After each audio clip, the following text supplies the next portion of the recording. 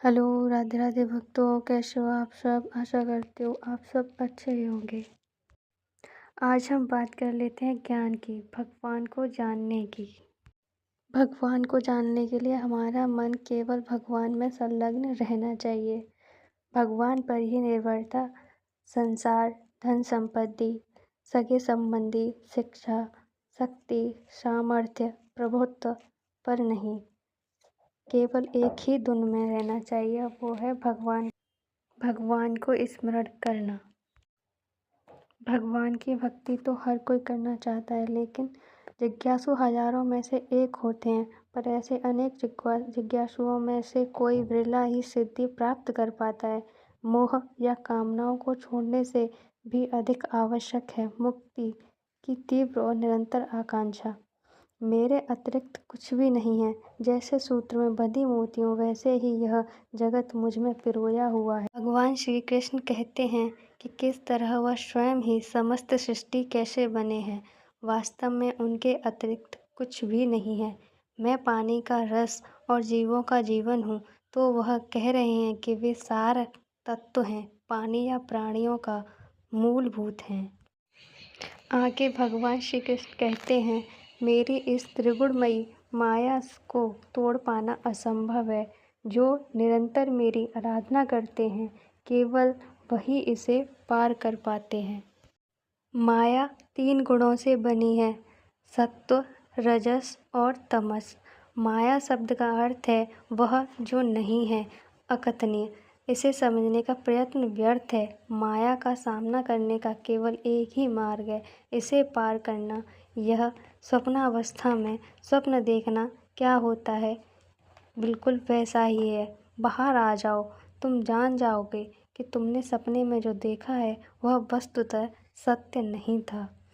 भगवान इन गुणों में भी, फिर भी वह उनके कार्यकल्पों में हस्तक्षेप नहीं करते हैं। अतः भगवान उनमें नहीं भी हैं। वैसे ही देखा जाएगा तो गुण भी भगवान में नहीं है, क्योंकि वे भगवान को जीवों के जैसे प्रभावित नहीं कर सकते हैं। भगवान इस माया नगरी को पार करने का केवल एकमात्र मार्ग दिखाते हैं, वो भगवान को सब जगह और सब में देखना। इसलिए इंद्रियों को संसार से बाहर निकालकर तुम स्वप्न कहे जाने वाले संसार से बाहर आ जाओगे। मित्र, अब जागने का समय है। यह तभी हो सकता है जब हमारे पास केवल यही धुन है, कुछ और नहीं। जब लोग कहने लगें कि तुम भगवान के लिए पागल हो, तो तुम जान लो कि तुमने सब कुछ पा लिया है। आगे श्री कृष्ण भगवान बताते हैं कि मेरी पूजा 4 प्रकार के भक्त करते हैं। नंबर 1 पीड़ित, नंबर 2 कामना प्राप्ति को ढूंढने वाले, नंबर 3 ज्ञान को ढूंढने वाले, नंबर 4 बुद्धिमान। ये सभी उत्कृष्ट हैं, पर ज्ञानी तो मेरा स्वरूप ही है, क्योंकि उसका मन और बुद्धि मुझ में विलीन हो चुके हैं। वह दृढ़ता से केवल मुझ में ही स्थापित है, जो उसका सर्वोच्च लक्ष्य है। सभी जन्मों के अंतिम जन्म में सिद्ध पुरुष यह जानकर कि यह सब कुछ भगवान ही है, मेरी पूजा करता है। ऐसा महात्मा अति दुर्लभ है।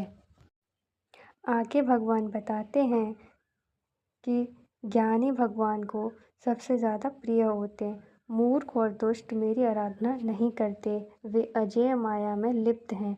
अच्छे लोग मुझ में विश्वास करते हैं, आस्तिक हैं। इन अच्छे लोगों में भी अधिकांश कामनाओं से पूर्ण हैं, इसलिए वे पुनर्जन्म लेते ही रहेंगे जब तक वे स्वयं को बदलते नहीं हैं। वह ज्ञानी ही हैं जो सदैव भगवान में स्थापित हैं, और ऐसे दुर्लभ महात्मा भगवान को अत्यंत प्रिय हैं। लाखों में कोई एक ऐसा होता है जो भगवान में लीन रहता है। भगवान स्वयं को ज्ञानी में ही प्रकट करते हैं, जो और कोई नहीं अपितु उनका भक्त है।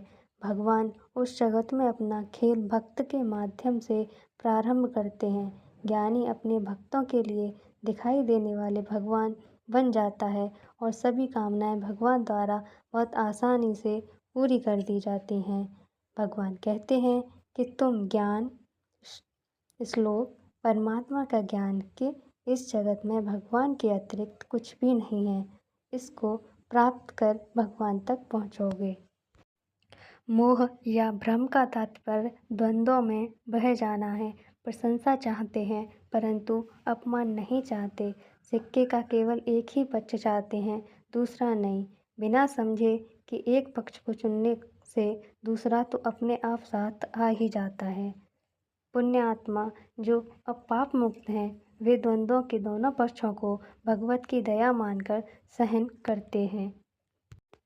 इच्छा और घृणा के जैसे द्वंद्वों से उत्पन्न इस जगत के सभी प्राणी माया द्वारा मोह में बंध जाते हैं, परंतु जिन पुण्यकर्मी पुरुष के पाप नष्ट हो चुके हैं, जो द्वंद्व मोह से मुक्त हैं, वे दृढ़ निश्चय से हर प्रकार से मेरी उपासना करते हैं और मेरी भक्ति में लीन रहते हैं।